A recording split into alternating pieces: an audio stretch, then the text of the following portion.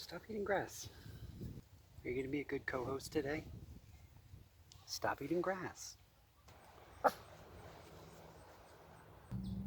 Hey everybody, it's Cami. So, can we take a second to acknowledge that side-by-side from last week? I did not expect that. I don't even know who that scrub was in the first video. It's kind of insane. Also, speaking of that, for anybody who came by hoping to see me in my underwear, again, I'm sorry, not this week. I'm outside and I'm wearing pants because I'm a classy bitch. So, an interesting thing happened to me. This weekend. We stopped at a local Subway. I say local, there's like 5 of them. We stopped at the Subway that was on the way to where we were going. And when I walked up to the counter, sandwich station, whatever, the girl in a customer service voice looked at me as I stepped up and said, "What can I get for you, ma'am?" And my brain went, "You can get me the validations. You could get me all the validations in the world." But what my mouth said was, sandwiches?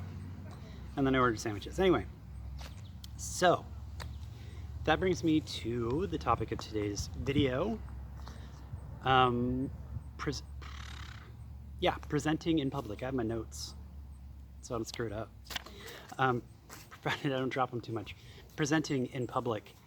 It is scary as hell. But if you want to have those validating moments, then you need to. You need to take those steps, and you need to do that because it's scary. So some of the things that I do to present in public is, I wear shirts like this. I of course have my haircut. I wax my brows. I shave regularly. I just generally try and have as many societally female things going on as possible. I usually also wear just a touch of jewelry, which I left inside today. Yeah.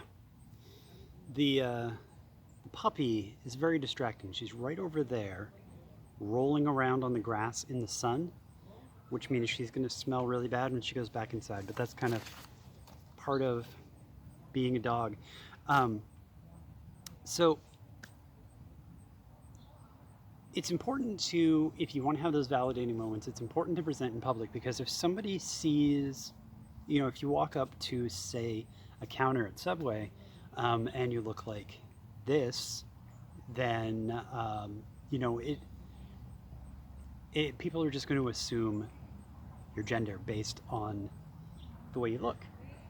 It's not, and no one would blame, no one's going to come down on someone for thinking that dude's or that person is a dude. I know I wouldn't. However, when this bimbo walks up,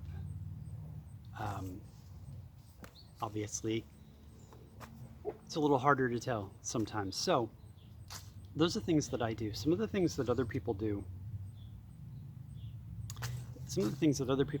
is not only dressing like this, they'll be a bit more extreme about it, with like full dresses and whatnot. And that's important to find your style, to find what works for you. My style is tank tops and comfy jeans. But I'll probably do a video about finding your style at some point, because it's a different journey for everyone.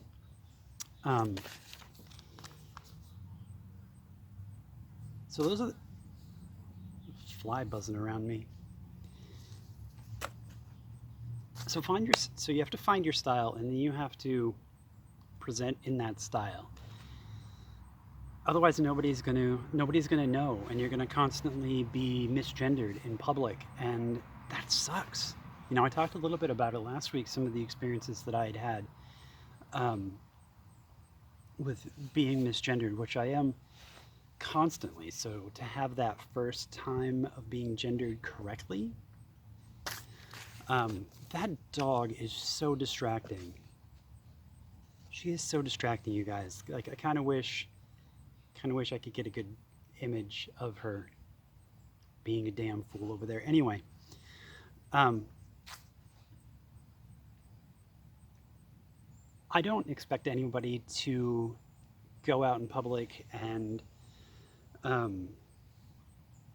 like dress to the nines every time, like day one. You have to do what's comfortable for you, which is different for everybody, and you need to experiment a little bit. And the best way to do that is to take small steps, to experiment for yourself, to do things that make you feel good at first, kind of at home, to be comfortable.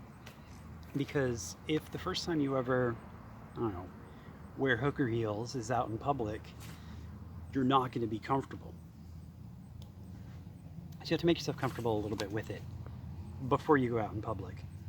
But small steps. Like for me, I started by wearing clothes that like not everyone could see, like my knee-high stripy socks,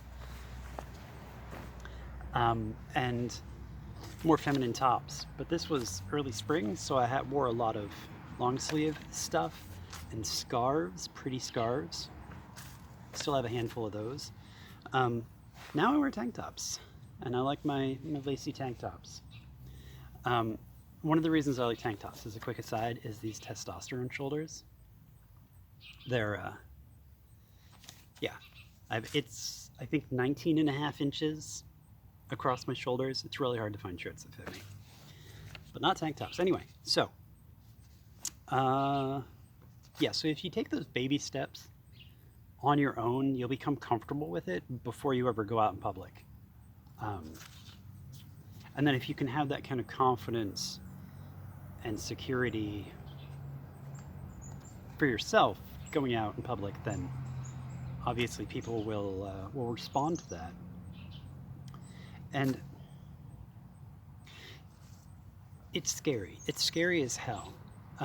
But the only thing you can really do to get over the fact that it's so scary is to just do it. You've got to take that first step, or you're never going to take any of the other steps. That is the most important part. Sorry, I'm a dog. That's the most important part. You got to take that first step, and it is a scary, scary step. But if you don't take it, then you're gonna live terrified of your own existence constantly, and that is no fun. We're already prone to so many mental issues that you don't need to compound it. So you got to take that first step, as scary as that step is. Now, a caveat to taking that first step to presenting in public is you need to make sure that you're doing so safely.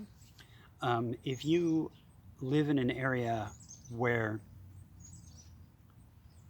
how did I put it in a previous video, to present or to pass is to survive, then, you know, my heart goes out to you, because thankfully I do not live in that kind of area.